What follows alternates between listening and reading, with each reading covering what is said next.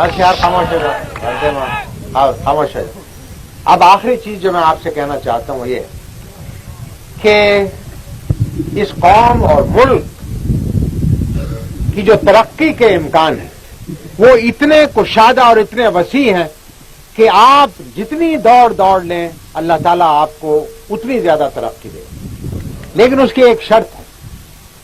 اور وہ شرط یہ ہے کہ یہ جو ملک حاصل کیا ہے یہ اللہ کے نام کے اور اللہ کے رسول کے تعلیمات کے لیے حاصل کیا تھا، تاکہ یہاں کے رہنے والے اپنی زندگیاں اسلامی اقدار کے مطابق بسر کر سکیں۔ ہم نے گزشتہ 40 سال کے اندر اس چیز کی طرف کوئی خاص توجہ نہیں دی۔ گزشتہ 10 سالوں سے یہ مولانا اکرم جیسے علماء کرام اور یہاں کے اکابرین جنرل مجید ملک صاحب، راجہ افسر میں جو صفدر صاحب کی عنایات ہیں کہ ہم گزشتہ 10 سال سے کچھ تھوڑی سی اسلامی اقدار کی طرف توجہ دلانے کے اندر کامیاب ہو سکے۔ اسلام کا نام یہ نہیں ہے کہ آپ یہاں دیکھیں کہ کتنا زور کا نعرہ مار سکتے، لیکن اسلام کی اقدار یہ ہونی چاہیے کہ جو اللہ تعالیٰ کو ماننے والا ہے اور جو اللہ تعالیٰ کا نام لینے والا ہے، جو رسول کا شدائی ہے، جس کے دل کے اندر حب رسول ہے،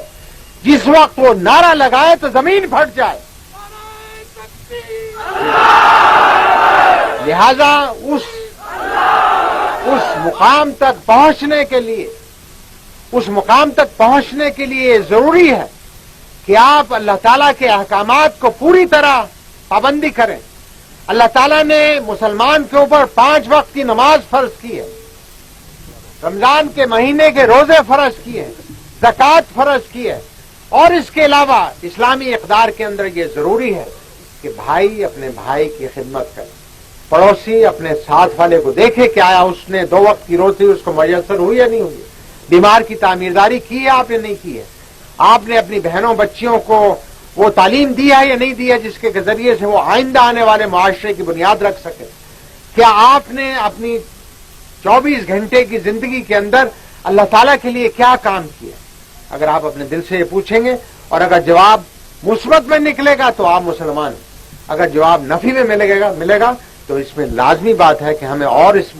کے لیے کچھ اقدام کرنے ہوں گے۔ دعا کیجئے کہ اللہ تعالیٰ ہمیں صحیح معنوں میں مسلمان بنانے کی توفیق عطا فرمائے۔ اللہ تعالیٰ ہمیں صحیح معنوں میں ایک منٹ اللہ تعالیٰ ہمیں صحیح معنوں میں رسول مقبول صلی اللہ علیہ وسلم کی سنت پر چلنے کی توفیق عطا فرمائے۔ آج صورتحال یہ ہے، یہاں اس علاقے کے اندر تو امن و امان ہے، اللہ تعالیٰ اس علاقے کو ہمیشہ امن و امان سے نوازے، لیکن پاکستان کے بعض حصے ایسے ہیں جہاں بھائی بھائی کا خون کر رہا ہے۔ اسلام کے اندر اگر ایک مسلمان کا ناحق خون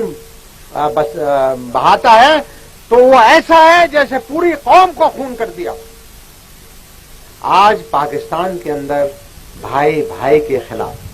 ہمارے بعض خطے ایسے ہیں، بعض ایسے شہر ہیں جہاں پر کہ صورتحال بڑی تشویشناک ہے۔ دعا کیجئے کہ اللہ تعالیٰ وہاں امن و امان قائم کرے، ہمیں اس قابل بنائے کہ ہم صحیح معنوں میں یہاں پاکستانیوں کی، مسلمانوں کی عزت و آبرو اور ان کی املاک کا صحیح طور پر حکومت تحفظ کر سکے، تاکہ ہر شہری ایک آزاد شہری ہونے کے ذریعے سے، ایک آزاد مسلمان ہونے کی حیثیت سے، ایک اچھا پاکستانی ہونے کی حیثیت سے اپنی زندگی گزار سکے۔ یہ زندگی جو ہے یہاں پر ہمیشہ ساری عمر کسی نے نہیں بیٹھ سکتی۔ یہاں سے 10 قدم کے فاصلے پر دیکھیے آپ کو قبرستان نظر آئے گا، آپ اور میں روزانہ ایک جنازہ جاتا دیکھتے ہیں۔ ہم نے بھی ایک دن اس مٹی کے نیچے 6 فٹ جانا ہے، اور وہاں پر جا کر پرسش ہوگی کہ بتاؤ میں نے تمہیں زندگی عطا کی تھی، اس زندگی کے اندر تم نے کیا کام کیا ہے؟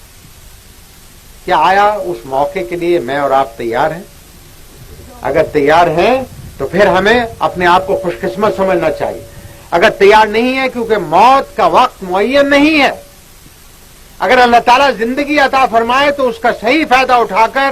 قوم اور ملک کی خدمت کرنی چاہیے، اسلام کی خدمت کرنی چاہیے، اپنے بچوں کی، اپنے عزیز و اقارب کی خدمت کرنی چاہیے، تاکہ ہم آئندہ کے لیے ایک ایسا معاشرہ چھوڑ کے جائیں جو کہ صحیح معنوں میں اسلامی اقدار پر مبتنی۔